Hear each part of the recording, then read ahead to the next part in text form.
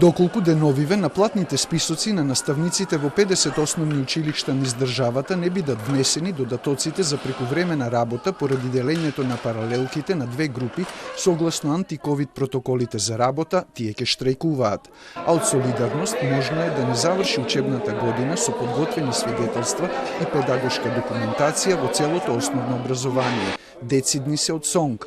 Оттаму велат дека средствата за зголемениот обем на работа на наставниците биле префрлени од Министерството за образование и наука до општините, кои треба да ги проследат до училиштата, но од синдикалните организации и од локалните самоуправи им рекле дека пари нема. Негативен одговор добиле и од директорите на училиштата и од училишните одбори. Од СОНГ бараат надлежните итно да го решат проблемот и го прозваат Државниот инспекторат за труд дека не констатирал кршење на работничките права на наставниците. Морам да подлечам дека трудовата инспекција во овој период се покажа тотално нестручно и непрофесионално во однос на тоа што не можеше да препознае дека наставниците работат двојна работа.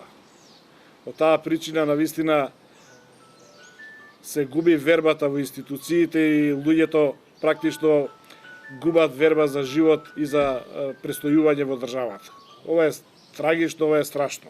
Но од Трудовиот инспекторат велат дека постапиле координирано со Државниот просветен инспекторат и извршиле увид во 40 училишта. Од страна на инспекторите, кај дел од училиштата се констатирани неправилности, точно кај 16 училишта е констатирано дека не се води евиденција на полното работно време и прековремената работа и донесени се решенија за по кои треба училиштата да постапат, односно да воспостават евиденција за полното работно време на наставниците како би можело да се исплати прековремена работа. Училиштата каде што не се води евиденција на работното време, како што реков, се задолжени со решение од страна на инспекторот, да се воспостави евиденција согласно законот, за да може да се утврди дали одреден наставник работел прековремено или не работел. А во врска со упатените преставки од СОНГ за приправничкиот стаж и работното време на вработените во градинките, од Трудовиот инспекторат рекоа дека се препратени до надлежната социјална и детска инспекција при Министерството за труд и социјална политика. Од МОН апелираат општините и училиштата да ги исплатат прековремените часови на наставниците и рекоа дека навреме ги уплаќаат средствата кон општините согласно динамиката на побарувања.